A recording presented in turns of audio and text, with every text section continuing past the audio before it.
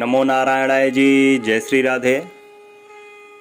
आपका हार्दिक स्वागत है आपके YouTube चैनल भाग्य नेत्रम पर।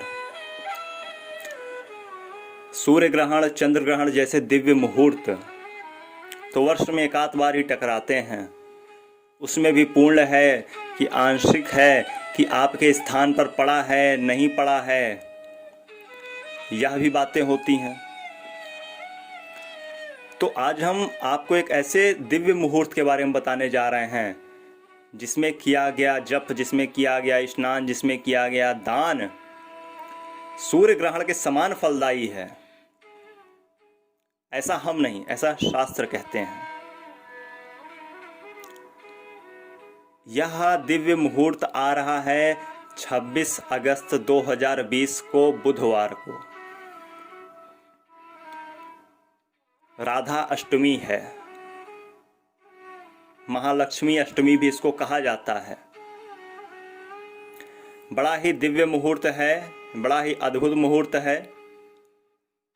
कोई भी आपको नया कार्य प्रारंभ करना हो, अन्नप्राशन करना हो, नामकरण करना हो, नया व्यापार का उद्घाटन करना हो, नवीन वस्त्र धारण करने हैं, नृत्य गीत संगीत आदि नया सीखना है, हमें वृक्षारोपण करना है, या कोई भी दान धर्म करना है, तीर्थ स्नान करना है, तो यह सर्वश्रेष्ठ मुहूर्त है आपको, जब आपको सूर्य ग्रहण के समान फल मिलेगा।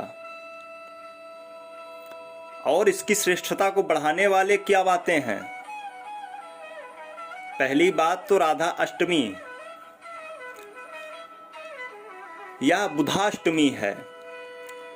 बुधवार को जब अष्टमी पड़ती है तब वह सूर्य ग्रहण के समान फलदायी हो जाती है। उसमें किया गया जप, दान, स्नान आदि सूर्य ग्रहण के समान फलदायी होता है।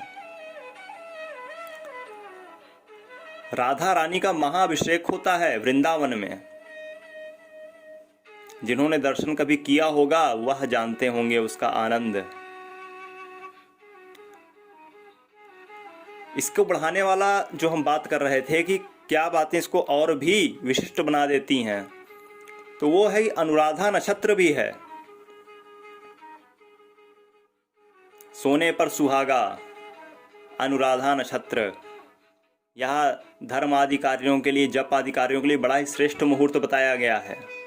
वह भी है। और क्या है? सर्वार्थ सिद्धि योग है। सर्वार्थ सिद्धि योग भी है। सर्व मनोकामनाएं पूर्ण हो ऐसा योग है। तो अब हम आपको बता दें कि क्या समय सबसे बेहतर रहेगा उस दिन। तो राधाष्टमी 26 अगस्त 2020 दिन बुधवार को प्रातः काल कब तक रहेगी? यह रहेगी प्रातः काल वो दोपहर को 2:12 तक। अष्टमी तिथि है। अनुराधा नक्षत्र भी है 5:26 शाम तक। और सर्वार्थ सिद्धि योग भी है 5:26 शाम तक। अब हमें करना क्या है? अब आपको बात बताते हैं आज के बेस्ट मुहूर्त की कि 26 तारीख को हम कब कोई नई पूजा शुरू कर सकते हैं। क्योंकि यहाँ समस्या एक यह भी आ रही थी कि भाद्रपद मास है, कोई नया कार्य नहीं शुरू करना, कोई नया शुभ कार्य नहीं शुरू करना, कोई नई पूजा नहीं करनी, तो बड़े बंधन। अब ये भाद्रपद मास समाप्त हो तो तुरंत लग जा रहा पितृपक्ष, उसमें कुछ नव कार्य नहीं आरंभ करते, कुछ नई पूजा नहीं आरंभ करते, ऐसी बात।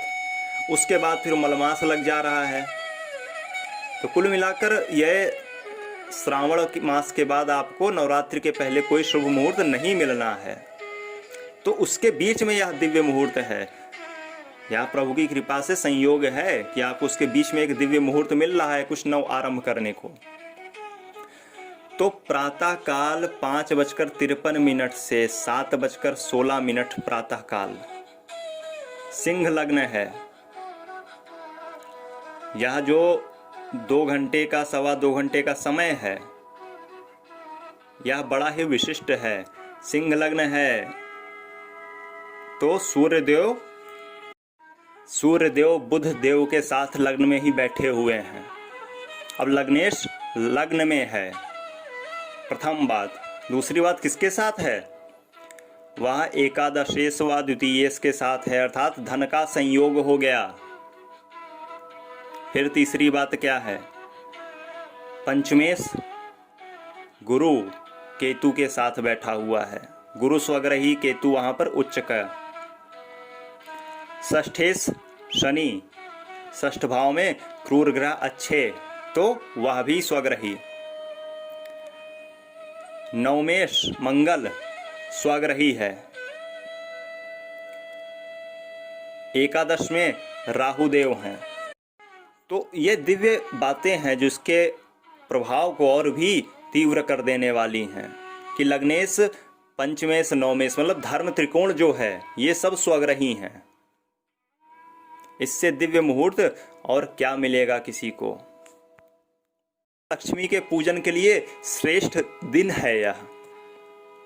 आपको बताते चलें कि महालक्ष्मी का विशिष्ट व्रत प्रारंभ होता है इसी दिन से, राधाष्टमी से, और 16 दिन तक चलता है। 16 दिन तक चलता है, मतलब पितृपक्ष में यह समाप्त होगा। लोग कहते हैं पितृपक्ष में पूजन नहीं करना चाहिए, बहुत जगह से पंडित जी लोग बंद करा देते हैं।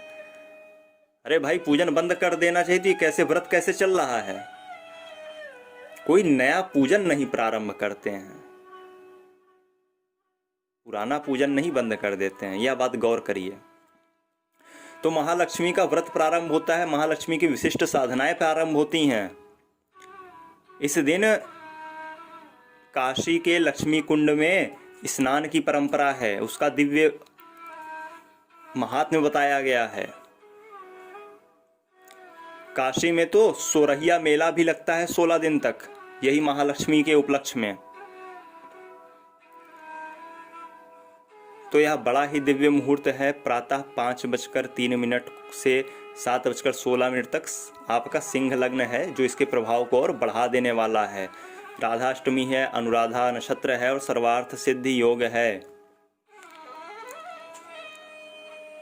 तो 26 अगस्त 2020 को कोई आप नया कार्य करना चाह रहे हैं तो ये बेस्ट मुहूर्त है। कोई नई पूजा आपको शुरू करनी है, गुरु का कोई दिया हुआ मंत्र है, कोई ग्रह का मंत्र दिया हुआ है। हमने बहुत से लोगों को कहा है कि शुभ मुहूर्त में ये पूजा चालू करनी है, तो आप सुन रहे हैं तो आप इसी समय प्रारंभ कर सकते हैं। इसके अलावा यदि आप या सुबह 5 बजे से लेकर 7:16 तक का समय नहीं आपके अनुकूल है कुछ नया आरंभ करने के लिए, कोई और समय भी आपको चाहिए, तो हम आपको 2 मुहूर्त और दे रहे हैं जब आप यह अपना दिव्य कर्म शुरू कर सकते हैं। दूसरा मुहूर्त है 7:17 से 8:53 तक। सबसे बेस्ट पहला वाला, ये दूसरा वाला है। और तीसरा मुहूर्त है 10:29 से 12:04 तक दोपहर को। तो ये 3 मुहूर्त हैं। दिव्य कर्म कीजिए और जप कीजिए, आनंद लीजिए, क्योंकि सूर्य ग्रहण के समान फलदायी है यह। सर्व मनोकामनाओं को पूर्ण करने वाली है, धन की वर्षा कराने वाली हैं। कौन? महालक्ष्मी देवी, और उनका व्रत प्रारंभ हो रहा है। हालांकि विलंब हो गया, लेकिन फिर भी मैं प्रयास करूंगा कि आज या कल तक आपको उस महालक्ष्मी व्रत की जानकारी दे दी जाए कि जो लोग व्यापार को बढ़ाना चाह रहे हैं, धन का आवागमन बढ़ाना चाह रहे हैं, वह क्या करें। तो अभी बोलिए श्री राधे। खोज करें, अनुभव करें, आनंद को प्राप्त हो जाएं। लाइक करें, शेयर करें और सब्सक्राइब करके जुड़ जाएं। श्री राधे।